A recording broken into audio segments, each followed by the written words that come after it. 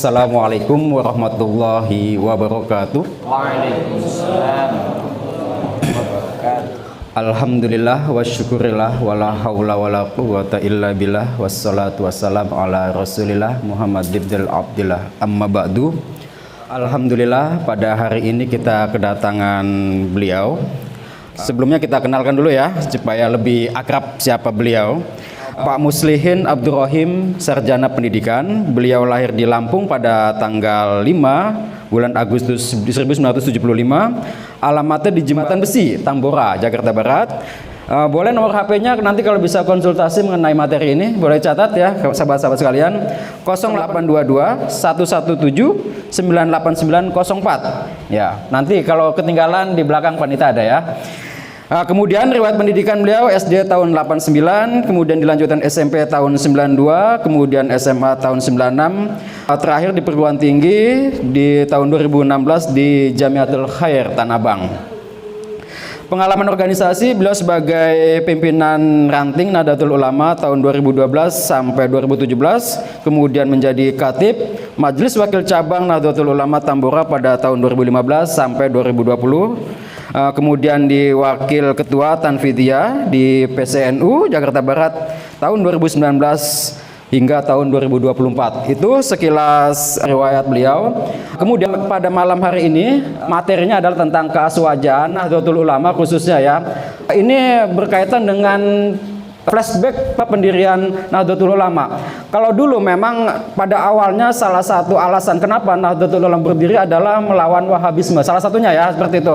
Sepertinya ini sama dengan konteks kekinian. Ketika misalnya NU sekarang itu tetap saja melawan tentang Wahabisme, itu yang pertama. Yang kedua, seringkali kita mengenal aswaja gitu kan.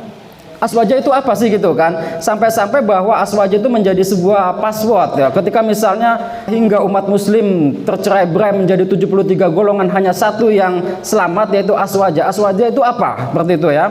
Kemudian lagi ditambahkan yang dikenal saat ini kita aswaja an-nahdiyah, seperti itu. Aswaja an-nahdiyah itu apa lagi gitu ya. Nanti akan dikupas habis dengan beliau Pak Muslihin Abdurrahim. Nanti kawan sahabat-sahabat jangan segan-segan untuk bertanya ya.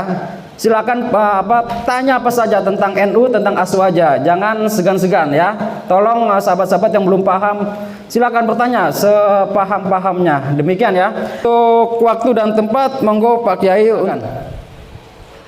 Assalamualaikum warahmatullahi wabarakatuh. Waalaikumsalam. Ada yel-yel itu untuk yang baru-baru mungkin belum hafal ya. Kalau di NU, siapa kita? NU, NKRI, harga mati. Sudah bisa apa belum? Ini supaya semangat begitu. Ya, kalau saya ngomong siapa kita? NU, NKRI, harga mati. Sudah siap? Siapa kita? NU, NKRI. Siapa kita? NU, NKRI. Sallu ala Nabi Muhammad. Jangan kaget kalau saya kencang. Allahumma salli ala Sayyidina Muhammadin wa ala alihi wa sahbihi wa sallim. Qalu subhanaka la ilma lana illa ma 'allamtana innaka antal alimul hakim. Yang saya hormati semua yang hadir, bil khusus Mas Ardi selaku Kasetma Bangser Kabara, kemudian Mas Ahyaruddin panitia PKD, ketua ya, ketua panitia, terus dan jajaran Bangser yang hadir. Mas Bangser ini yang berdiri mudah-mudahan nggak pingsan ya. Kita masuk begini. Bismillahirrahmanirrahim. Ada makalah begini anak-anak muda. Inna amra ummati fi yaddis subban wa fi aqdamihim hayatuha. Yang mampu nulis, tulis. Yang enggak nanti buka YouTube aja. Inna amra ummati fi yaddi subban, urusan umatku, kata Nabi nih, itu adanya di pundaknya para pemuda, tentu para pemudi. Bicara urusan umat ya bicara Islam, kalau bicara negara adalah bicara negara Indonesia. Itu ada di pundaknya para pemuda. Ini hari ini kan pemuda semua. Kalau Mas Ardi udah setengah tua. Iya toh? Siap. Cuman masih tua saya apa muda sampean saya nggak tahu ya. Saya lahiran 75 kan? Beda 3 tahun. Beda 3 tahun. Tua mana? Sampai apa? Tua saya ya. Iya wis lah. Ya. Jadi urusan Islam, Mas, urusan negara itu di pundakmu. Maju mundurnya negara, maju mundurnya Islam, ini bagaimana kamu ini? Maka hari ini sangat hebat ketika ada PKD, pelatihan kepemimpinan dasar. Ini pemuda dilatih ini untuk menjadi pemimpin, memimpin Indonesia ke depan, untuk menjadi pemimpin, memimpin di dalam syiar agama Islam, tentu Islam yang rahmatan lil alamin. Ini melotot serius apa melotot bingung ini? Biasa ceramah ya begini. Nanti kalau buka YouTube-nya ya ceramahnya semua. Nah, kalau urusan negara ada di pundakmu, jangan main-main jadi anak muda. Inilah sangat baik sekali ketika ada pelatihan. Maka yang nanti akan menjadi pemimpin dasar baik di Ansor, terus nanti di Bangser, terus kalau sudah lanjut usia kita akan masuk ke dalam tatanan NU. Intinya kan ke depan kamu semua yang mimpin. Maka Presiden Soekarno, ngerti nggak Presiden Soekarno itu siapa? Halo? Bapak proklamator, presiden yang pertama. Sudah pernah ke sana apa belum? Ke makamnya? Ada yang sudah, ada yang belum ya. Ustadz dulu mondoknya di Blitar. Jadi kecilnya di area makam Soekarno. Kalau lagi hafalan doraba yadribu dorban wa madroban fa doribun ada kama madroban idrib la tadrib madribun midribun itu di sana. Ini ada yang tahu ilmu nahwu shorof apa enggak ini anak-anak muda ini? Loh. Kan Ansor kan nanti asal kata nasoro yang suruh nasran wa mangsuran fa wa nasrin wa ka mangsuran surat angsuran mangsuran ming harus bisa sebenarnya. Kalau ingin bisa ya sama saya boleh lah. Allahumma sholli ala Muhammad. Insinyur Soekarno menyampaikan, hadapkan kepadaku 10 pemuda akan aku godok mereka untuk mengguncang dunia. Apa? Dikasih mental, dikasih ilmu, dikasih wawasan agar anak muda menjadi pemuda yang visioner ke depan, sehingga bisa membawa Islam lebih syiar yang rahmatan lil alamin, sehingga bisa membawa Indonesia menjadi Indonesia yang raya, Indonesia yang berkeadilan, Indonesia yang jaya, sehingga sesuai dengan sila yang kelima, keadilan sosial bagi seluruh rakyat. Hafal nggak Pancasila? Saya tes nih satu nih. Yang namanya orang punya ilmu ditaruh mana aja oke. Yang namanya orang punya semangat taruh mana aja siap. Sampai Jakarta. Uis. Ketika sudah di Jakarta, ternyata ini yang harus ditanam dalam hati. Kalau mau ikut para ulama, pasti hidupnya berkah. Saya ulangi ya. Kalau mau ikut ulama, pasti hidupnya berkah. Salah satunya apa? Ikut organisasi yang jelas ada kata-kata ulama, yaitu Nahdlatul Ulama. Artinya Nahdlatul Ulama apa artinya?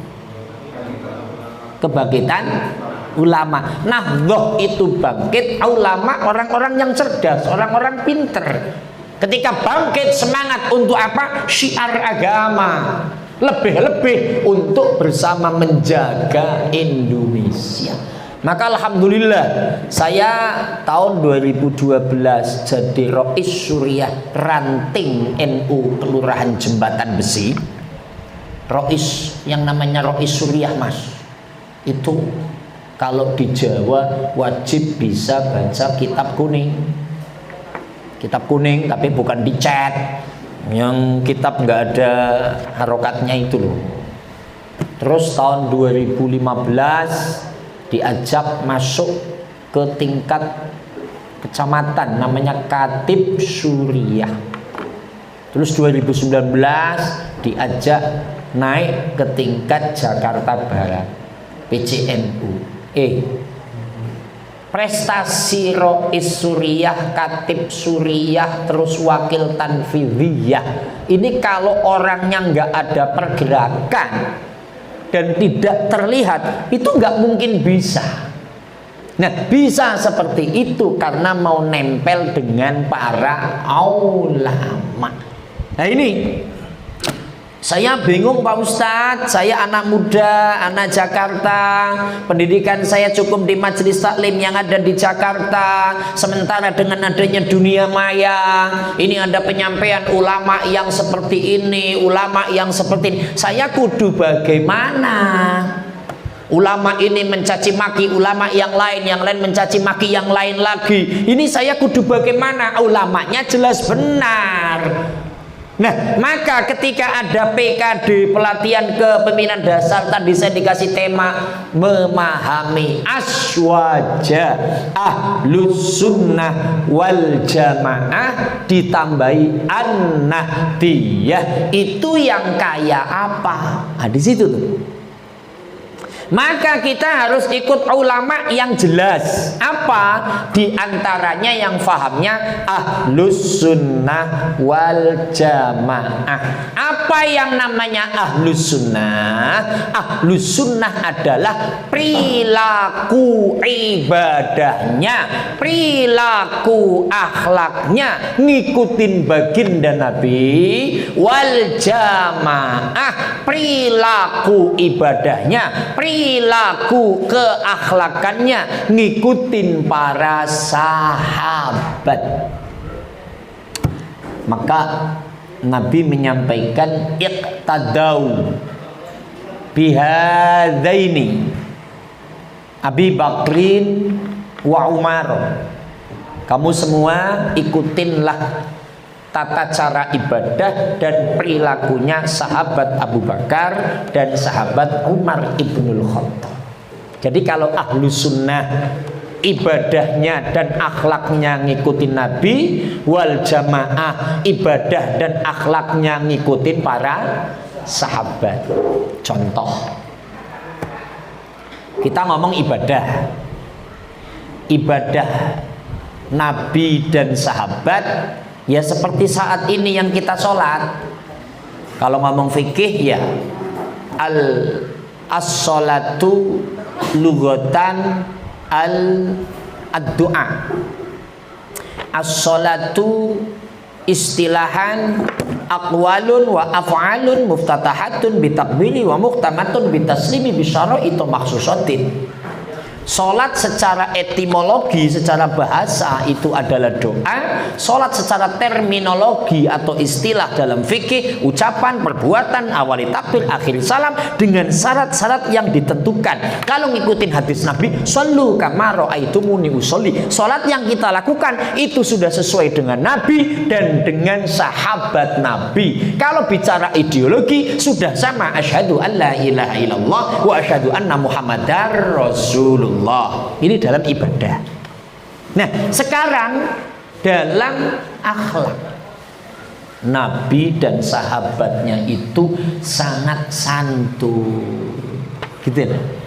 Sangat ramah, tidak gampang menghasut, tidak gampang mencaci maki, tidak gampang menyalahkan orang lain. Bahasa kerennya tidak gampang menjustifikasi. Justifikasi itu apa sih? Justifikasi itu menghakimi. Nabi nggak gampang mengkafirkan, sahabat-sahabat Nabi tidak gampang menyalahkan, tapi ditabayun dulu, diklarifikasi. Gitu bahasanya. Nah, di sini kita ngikutin. Tidak ada kata-kata kasar, tidak ada kata-kata hasud dan segala macamnya.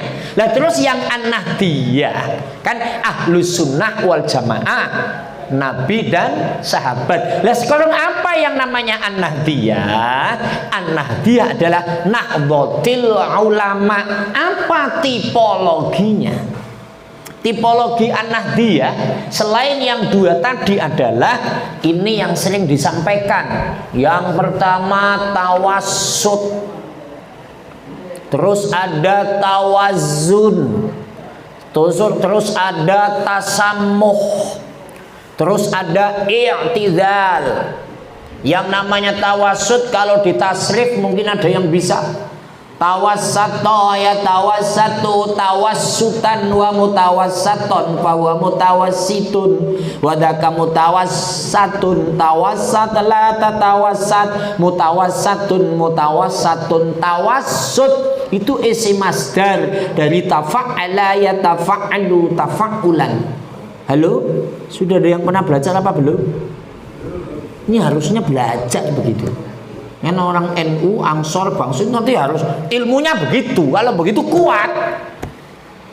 Makanya jadi ustadz, jadi kiai, jadi mubalik itu jangan hanya belajar Quran terjemah.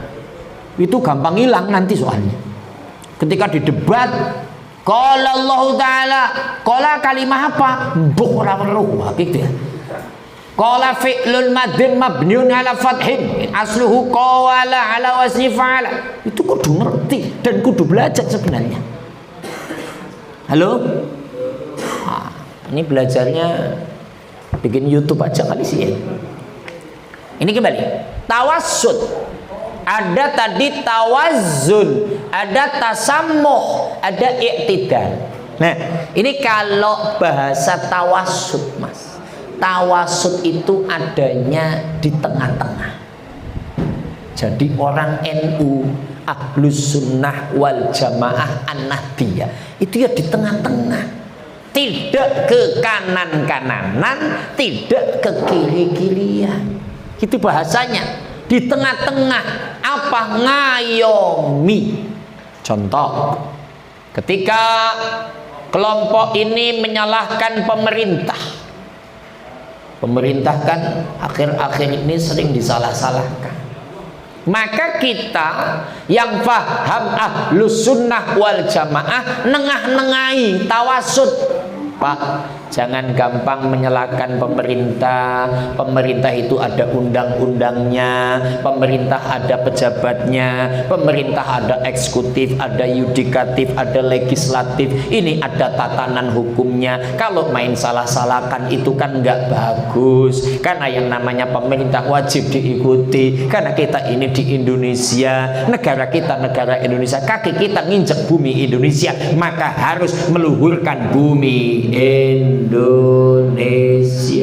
Apa lagu Indonesia enggak? Indonesia tanah airku. Nah, tapi yang saya ambil, maka ini penting, ada pelatihan Mas. Saya suka kalau ada ngelatih-ngelatih itu penting. Karena di bait ref itu ada kata-kata bangunlah jiwanya, bangunlah badannya untuk Indonesia Raya. Maka pelatihan itu penting. Jiwa Anda itu dibangun dulu. Yang namanya ahlus sunnah ikutin tata cara Nabi. Yang namanya wal jamaah ikutin tata cara para sahabat. Yang namanya an-nahdiyah tipologinya tawassut, penengah. Tawazun, penyeimbang, tasammuh, toleransi. Ini kan sekarang banyak yang intoleran, gampang menyalahkan, gampang merasa hebat. NU tidak begitu. Jiwa aswaja an-nahdiyah itu tasammuh, toleransi. Toleransi kalau di Pancasila ada toleransi antar umat beragama, bukan toleransi antar agama. Bedanya di mana Ustaz? Toleransi antar umat beragama ketika teman kita non muslim kita menghormati kalau memang masih Natalan. kita menghormati dia punya ibadah apa, tapi nggak harus ikut. Dia juga non muslim, kalau kita hari raya menghormati kita, tapi menghormati orangnya namanya toleransi antar umat beragama. Tapi kalau toleransi antar agama, hari Minggu kita ikut ke gereja, ikut ibadah, nggak boleh. Hari Jumat mereka ikut Jumatan, nggak boleh. Toleransi antar agama nggak boleh. Karena apa? Lakum dinukum, agamamu yo agamamu, agamaku yo agamaku. Ini ideologi, nggak bisa diganggu gugat.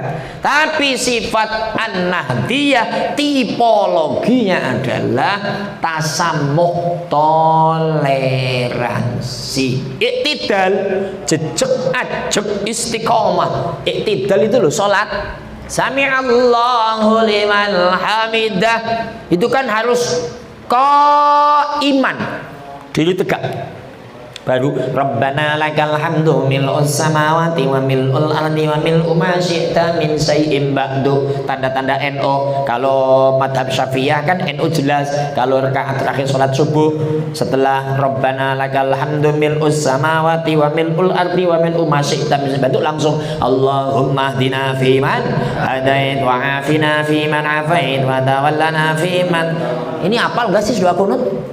Ini jangan-jangan anak muda nggak pada sholat subuh. Kau Ustaz tahu, walah masjid itu kalau subuhan adanya aki-aki. Ini juga kadang nggak sholat subuh kayaknya. Betul apa tidak? Jarang pemuda itu pada jamaah subuh. Kenapa ya? Saya itu juga heran. Memang Ustaz dulu nyantri, jam 3 bangun, jam 4 bangun, banguninnya pakai air. Ya, kalau nggak bangun disiram air di pondok. Apalagi dulu di Jawa Timur agak ketat pondok kita ini. Allahumma sholli ala Muhammad. Masih lanjut ini. Kayaknya matanya itu sudah kayak 5 watt. Sama mas saya juga begitu. Ingat, tasamuh, toleransi, iktidal, ajeg jejeg, istiqomah, disiplin, kontinu. Apa? Kontinu dalam ibadah, kontinu dalam berakhlak, kontinu dalam semangat. Mas, gini loh mas, saya itu gabung di NU senang yang pahamnya an-nahdiyah. Tapi dengan semangat mas, gak kendor, itu hidup kita akan lebih maju. Ini bisa dipaham yang an-nahdiyah. An-nahdiyah tipologinya adalah tawassut. Yang kedua tawazzun. Yang ketiga tasammuh. Yang keempat iktidal.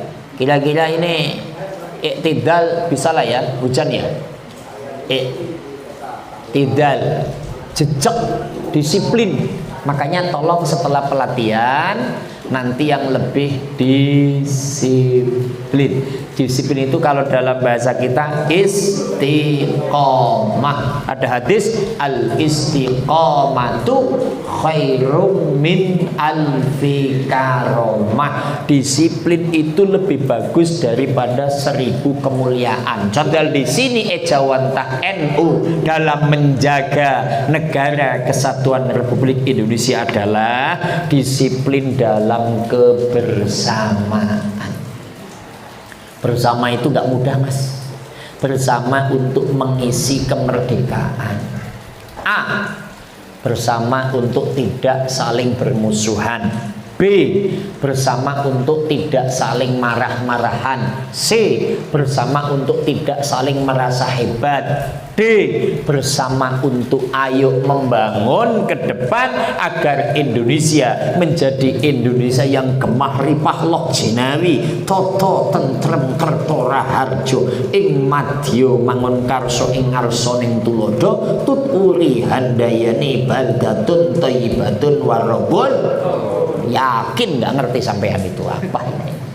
NU didirikan untuk bersama menjaga negara kesatuan Republik Indonesia. Sekali lagi, Indonesia bukan negara agama, tapi warganya wajib beragama. Ayo kita tetap aswaja an-nahdiyah, ahlus sunnah ngikutin Nabi, wal jamaah para sahabat, an-nahdiyah ngikutin para alim ulama yang tipologinya tawasud selalu di tengah, tawazun penyeimbang, tasamuh toleransi, iktidal kontinu dan disiplin dalam menyebarkan Islam, rahmatan lil alamin, walhamdulillahi rabbil